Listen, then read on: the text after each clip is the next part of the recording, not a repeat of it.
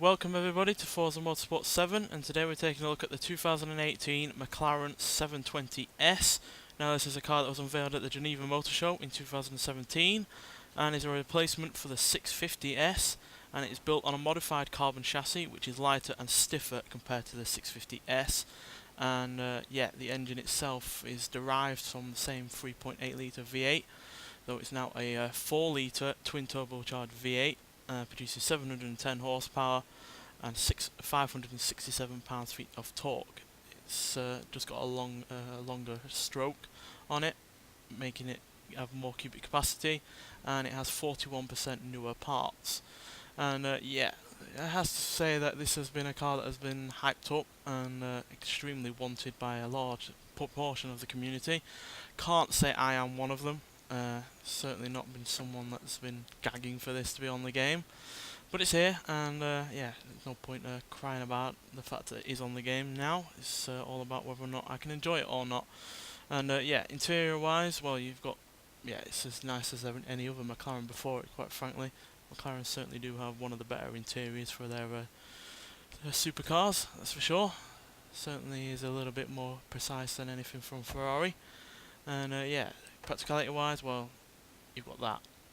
Whether that contends as a boot or not, I'm not sure. But unfortunately you can't actually open up the rear end to look at the engine. You can only really put the spoiler up. That's all it's got really going for it. But looks wise, and this is an opinion, it's not a fact, so therefore you can't really moan at me for it. I'm not a fan of it, quite frankly. I've not been a fan of any of McLaren's styling, quite frankly.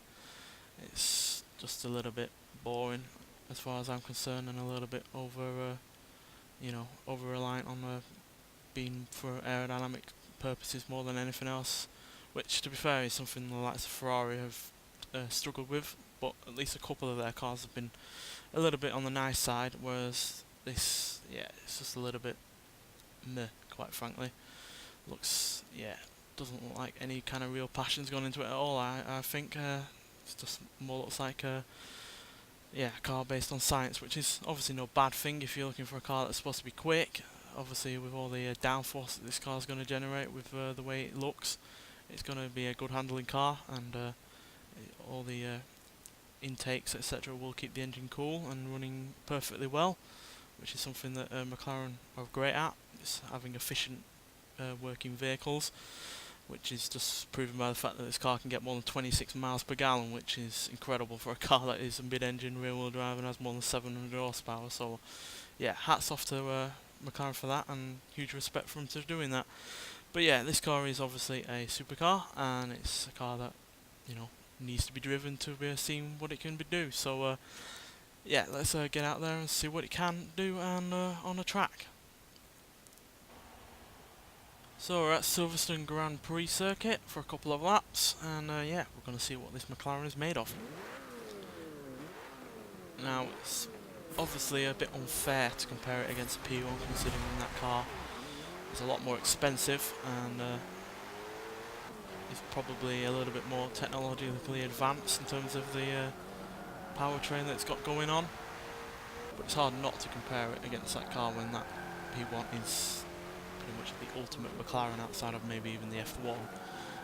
And yeah, this car does stand up fairly well against that car, especially in terms of performance, and especially considering it's got a horsepower deficit of 193 horsepower, and also has 96 pounds-feet of torque less as well. So yeah, compared to that car, it is fairly decent, especially considering it's obviously a lot cheaper.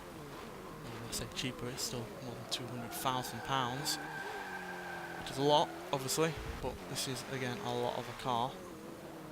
It's certainly not something that's, you know, made on the cheap and doesn't have a lot going for it. Just in terms of acceleration, this car is pretty damn good. 0 to 60, 2.816 seconds, 0 to 100 in 5.5 seconds, and it'll go into a top speed of 208 miles an hour, which is damn quick, even for a a car that has more than 700 horsepower. That is still fairly impressive. And I say that in comparison to the P1, because obviously that has more than 900 horsepower.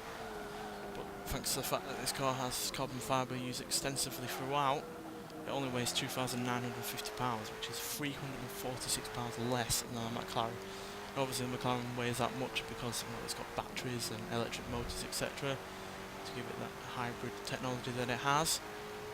But still, that is, yeah, incredibly lightweight vehicle, like for a car like in this category. Way less than anything from the likes of Ferrari or Lamborghini in weight terms, that's for sure.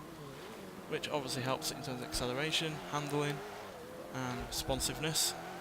And yeah, there's no doubt that this car is one of the best handling cars on this game, and also one of the easiest as well. Despite the fact it has more than 700 horsepower and is a supercar, pretty much verging on hypercar territory in some regards.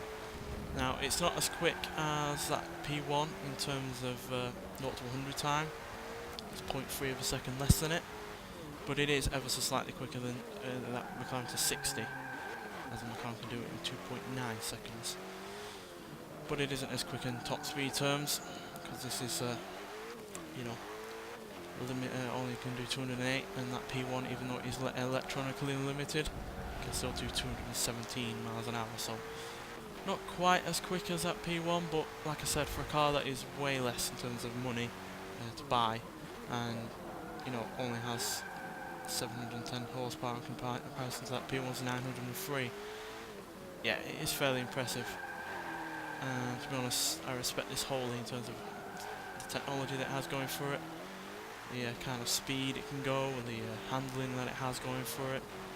The fact that it can do all of this and still, do more than 26 miles per gallon, and is an improvement in terms of efficiency like that, by 10% over the 650S. It's all fairly impressive, but to me personally, because I'm not a fan of the looks, not a fan of the way it sounds, and the fact that, obviously McLaren can do better than this, they've done the P1. It just feels a little bit, underwhelming, quite frankly. And I know everybody's been looking forward to this car, and it's got rave reviews and everything like that, and that's all well and good. It probably deserves them, but to me personally, it feels like McLaren could do more. And we know they can do more because they made the P1. Now I don't expect it to be as quick as that car or as expensive, because obviously this is just a replacement for the 650S, but it could be a little bit more powerful. I feel that it could easily handle more power, certainly in terms of the level of the 812 Superfast from Ferrari, which has 78 more horsepower than this. I feel like this could at least be around the 800 mark. It feels like it should be around that 800 mark compared to the competition, quite frankly. So yeah, I do respect it. It certainly deserves a lot of the reviews that it's been getting, but me personally, I don't really like it all that much. It's just a little bit too clinical, not as exciting really.